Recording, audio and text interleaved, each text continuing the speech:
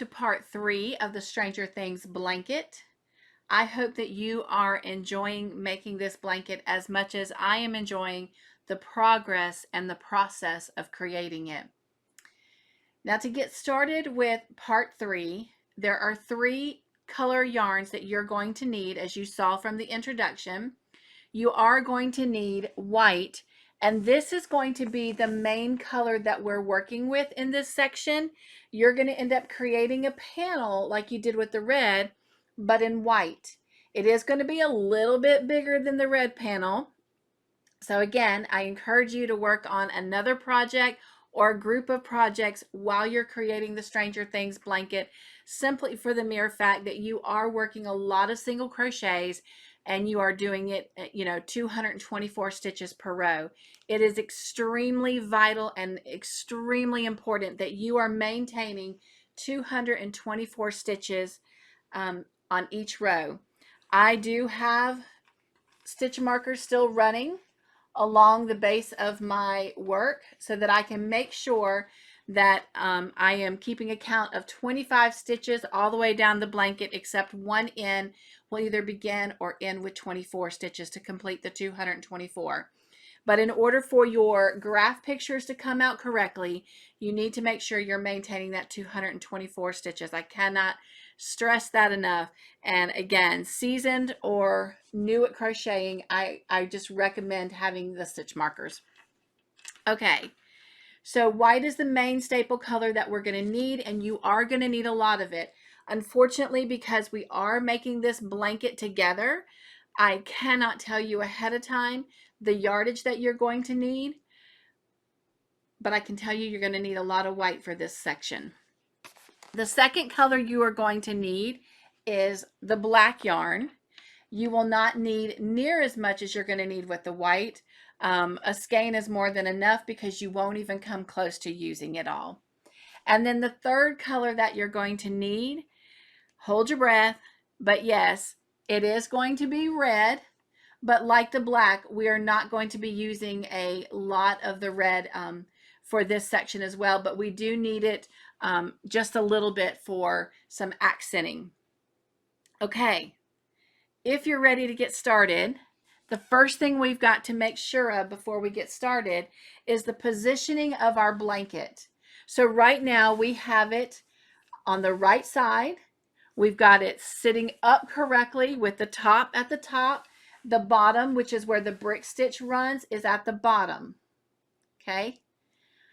The first thing we need to do is we need to open our blanket if yours is folded like mine. If not, you just need to make sure that it's open where the back of the blanket, or the wrong side, however you want to look at it, is facing you.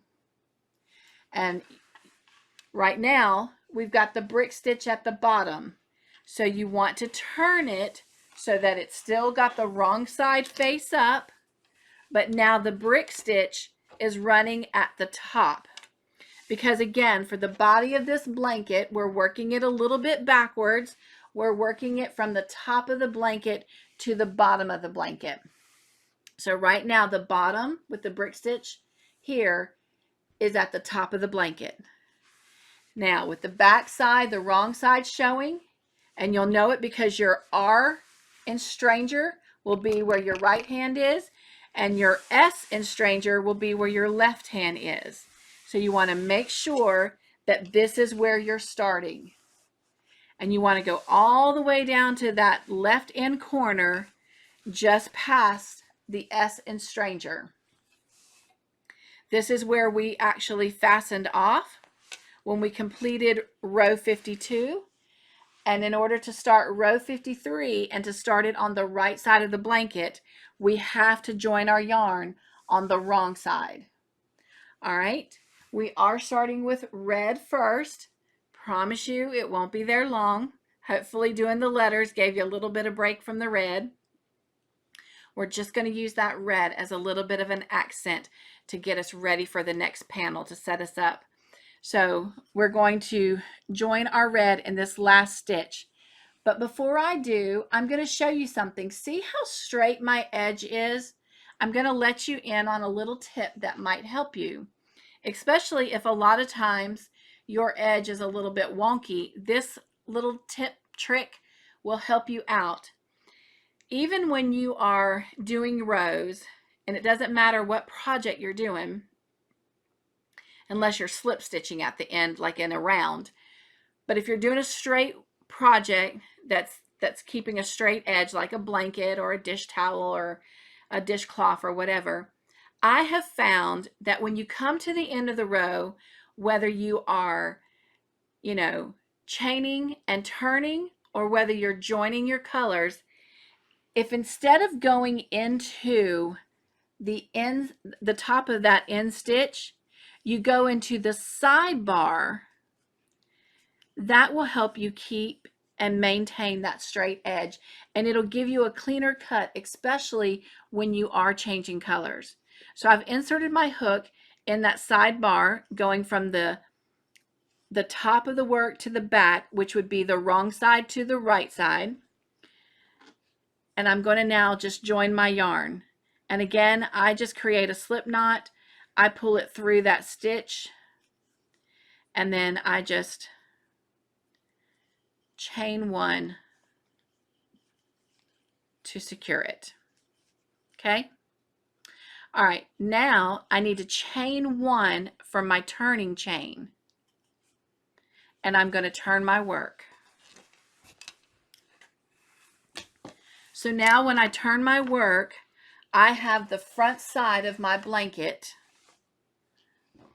on top. I do not have to work a single crochet into this first stitch, because my joining chain one and my chain one will count as what I need for that single crochet. So I'm going to go right into the next stitch and work a single crochet. And then I'm going to continue working a single crochet in each single crochet down row 53 until I get all the way to the end. When I get to the end and I've worked my last single crochet, and again, I do mine in the sidebar. You can do yours however you feel comfortable. You're going to chain one, and you're going to work single crochets in red for 2 more rows, so that you have a total of 3 rows of single crochet in red. And that will be row 53, 54, and 55. So go ahead and work your 3 rows of single crochet in red, and I will meet back up with you. Before I leave, I have to stress the vital importance of making sure you are using stitch markers, even if you're a seasoned crocheter, because it is so important that you make sure you're maintaining 224 stitches throughout the entire blanket. So when you're doing your graph pictures, you have the exact count of stitches that you need. Plus, if you don't, your project is going to pull in because it's missing those stitches. And then there again, you want to make sure that you're not adding on any stitches. So for me, I have a stitch marker running every 25 stitches. So as I'm doing it, all I've got to do is count up to 25, count up to 25. And I know that I have the right amount of stitches. Now, because we have 224 stitches running across, that means one of my 25s on the end is going to only have 24 stitches. But still, those stitch markers are going to be your lifeline in making sure you're maintaining those 224 stitches. I won't tell you that again. I won't keep drilling it in, but I must stress right now before you go any further, it is vital to keep those stitch markers and make sure your count is staying accurate. Happy crocheting your 3 rows of single crochet of red, and I will meet back up with you when you have completed and fastened off, and you can go ahead and join your black yarn, and I'll meet you there. After you have rows 53, 54, and 55 completed, this is what it's going to look like. And now we're going to add rows 56 and 57, and we're going to switch to our black yarn, and we are going to now do 2 rows of black in the single crochet. So I'm going to take my stitch marker off here, and I'm going to come into the side panel. Make sure I get both loops of the side panel.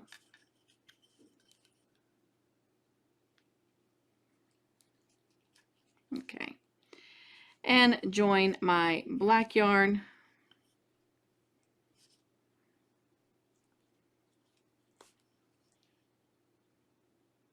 It's trying to split there on me.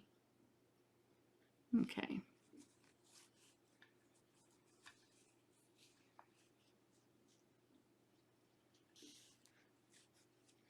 All right. We have successfully joined our black yarn, and then I'm going to chain one, and then of course I'm going to turn the blanket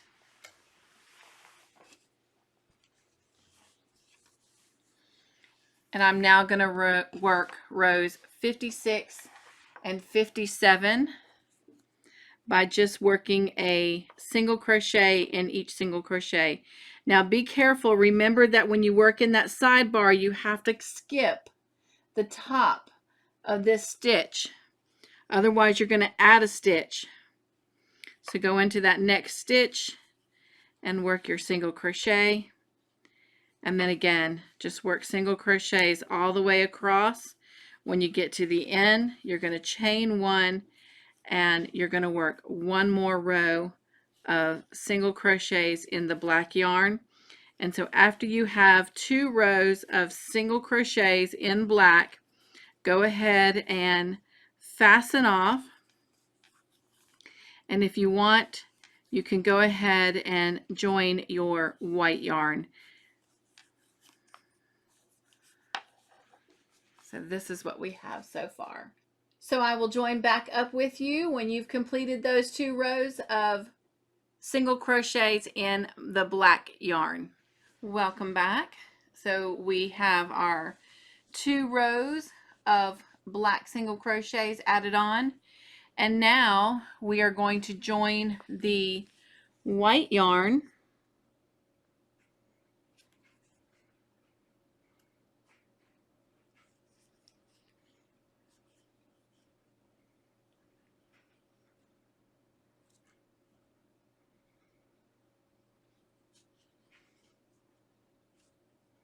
I'm trying to get it through both loops on that side panel. There we go.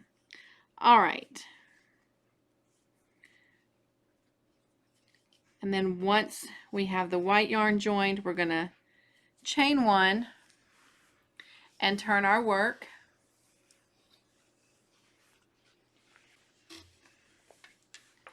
And we are going to work just 1 row of single crochets with this white yarn. So again, I went in the side panel, so I'm not going to go in the top of this first stitch. So I'm going to go right into the second stitch and work a single crochet. Make sure I'm under both loops. So hard to see with the black yarn.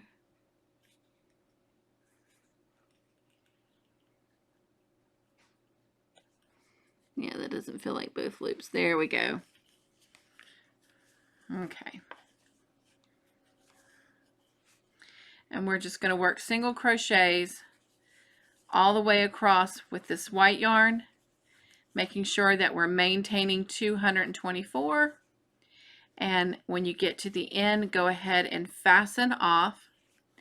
And you can go ahead and get your black yarn fastened on.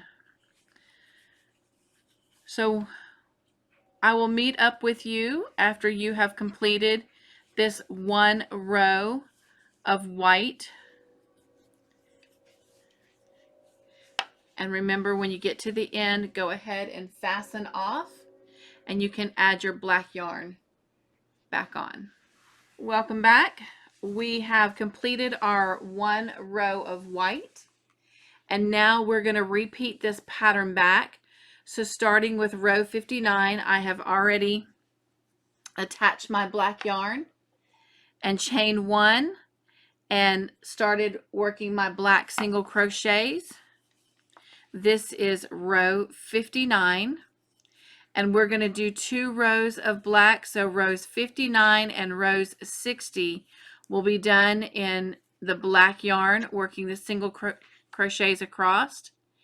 And then once you have completed row 59 and row 60, for rows 61, 62, and 63, you are going to work those 3 rows in the red. So we're repeating this pattern back. So once you've completed rows 59 through 63, working 2 rows of black and 3 rows of red, we'll meet back up and get ready for the next part of the blanket. Okay, we have added those 5 rows, the 2 rows of black and the 3 rows of red, and this has taken us to the end of row 63. So we have a total of 63 rows made from the top of our blanket down to the bottom of our blanket. And so if I turn this real quickly so that the blanket is upright, this is what it looks like. That is so nice. And this is going to pop even more as we start adding our white rows. So that's where we're at. So let's turn the blanket back around. Okay. And then I'm going to turn it so I have the wrong side or the back side facing. And to help you, the capital S, the big S in stranger, should be where you're starting, where you're joining on. So we're going to go all the way to that left corner, and we're going to join our white. And so you just join your yarn how you feel comfortable. I'm going to work into this side panel of the stitch.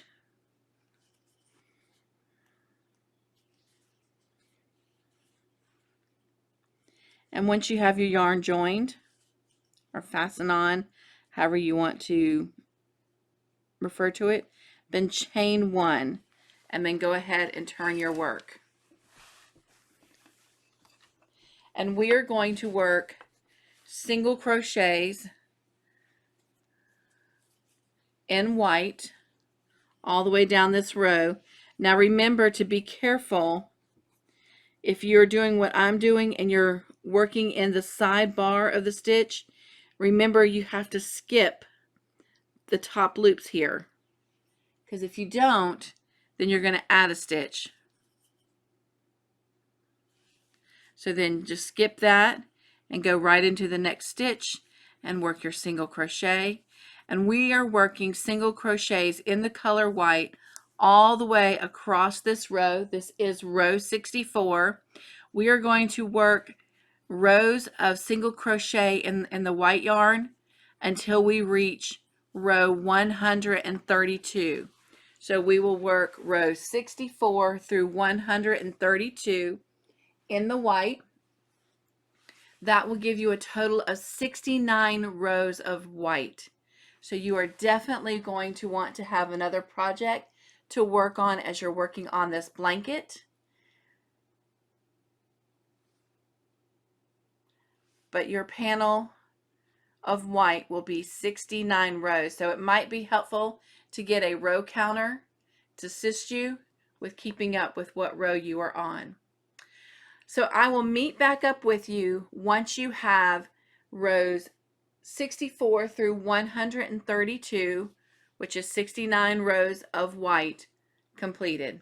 All right, welcome back. You should have all of your white rows completed, and we are now at the end of row 132, and this is mine all the way to the end. So now what we're going to do is we're going to come back and finish off this panel by doing exactly what we did down here. And so we're going to do 3 rows of red, 2 rows of black, 1 row of white, 2 rows of black, and 3 rows of red.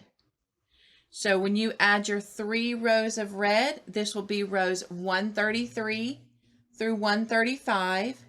When you add your 2 rows of black, this will be rows 136 and 137. Your 1 row of white will be row 138. Your 2 rows of black will be 139 and 140. And then you'll finish rows 141 through 143 in red. So 3 red, 2 black, 1 white, 2 black, 3 red. And that way it matches exactly what we have on this end. So go ahead and work those rows 133 through 143, and this will complete this section of the tutorial. I will come back and show you what it looks like when I have my rows added on. We have our finished 11 rows, and again, if I haven't already mentioned it, the reason that we've done 3 rows of red, 2 rows of black, 1 row of white, 2 rows of black, and 3 rows of red is using our 3 color combination, but these rows right here represent 11 rows for 11.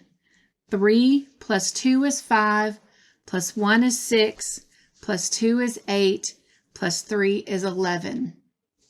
So this little design here, both here and at the very top,